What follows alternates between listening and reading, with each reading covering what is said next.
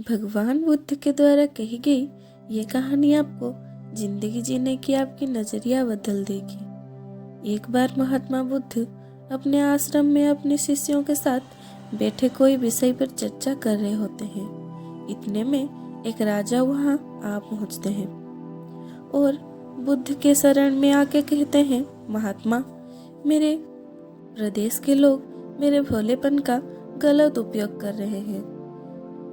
ना ही उनके मन में अब मेरे लिए सम्मान रहा, ना ही भय, जिसका फलस्वरूप अब मेरे राज्य में बहुत से बुरे गतिविधियां बढ़ गई हैं।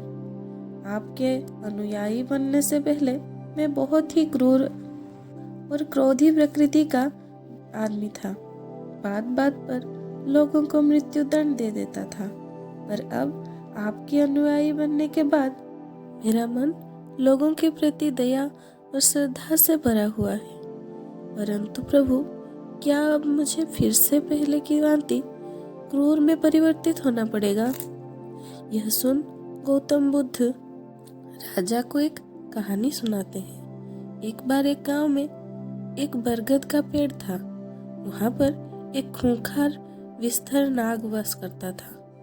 उसके इलाके में जाने की कोई भी गांव वाले की हिम्मत नहीं होती थी। एक दिन की बात है, एक सन्यासी घूमते घूमते उस गांव में आ पहुंचे और उस बरगद के पेड़ के नीचे बैठ गए। यह देख गांव वालों ने उन्हें वहां बैठने से मना किया और उस सांप की उद्दंडता के बारे में बताया। यह सुन सन्यासी कहते हैं, मैं उस सांप से नहीं डरता। वैसे भी एक न एक दिन सभी को मृत्यु प्राप्ति होती है। कल नहीं तो आज मेरी मृत्यु तय है, तो फिर उस सांप से क्या भय? कुछ समय पश्चात सांप जब अपने बिल में लौटता, वह सन्यासी को अपने इलाके में पाकर सांप तुरंत उनके सामने अपना फन फैलाए फुदकारने लगता है और सन्यासी को कहता है, क्या आपको मुझसे जरा भी भय नहीं? क्या आपको अपने प्राण का मोह नहीं? यह सब सुन साधु कहते हैं, मैं क्यों तुमसे भयभीत हूँ? भयभीत तो तुम हो, इसलिए अपने प्राणों का रक्षा करने के लिए लोगों को डसते फिरते हो। मुझे ना ही मृत्यु का भय है, ना जीवन की लालसा। यह सब सुन सांप चिंतित हो उठा। उसने आज तक इंसानों से बस घृणा और भय भावना की अपेक्षा की थी, परंतु पहली बार उसने ऐसा व्यक्ति देखा जो कि इन सब भावना से परे एकदम शांत और शीतल था, बिल्कुल चंद्रमा की किरणों की भांति।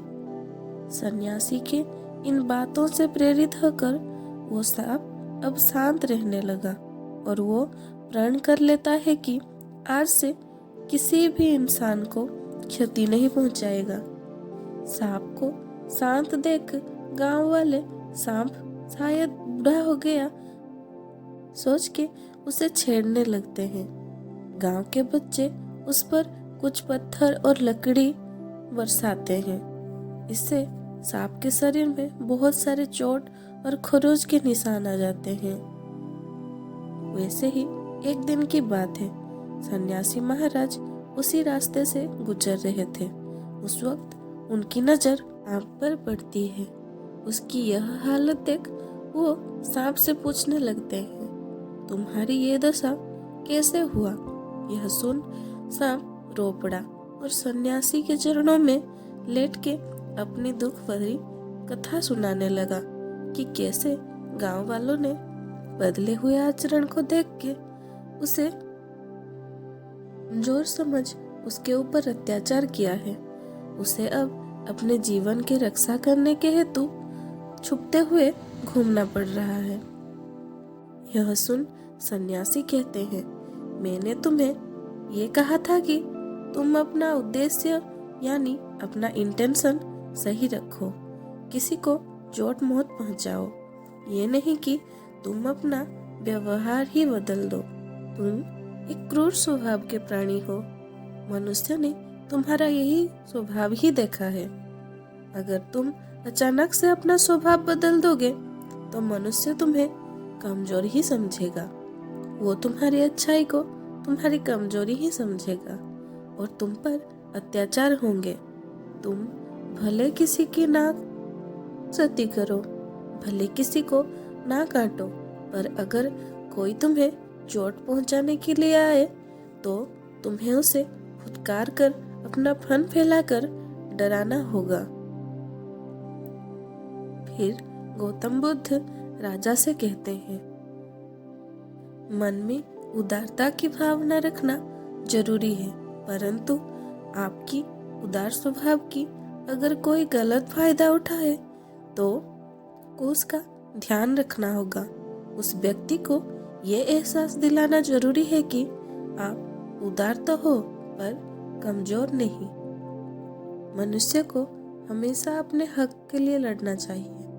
मनुष्य को हमेशा समाज में अपनी एक स्थिति बनानी चाहिए, अपना एक ओहदा बनाना चाहिए, ताकि वो हमेशा दूसरों से अपना सम्मान पा सके और शांतिपूर्ण जीवन अतिबाहित कर सके।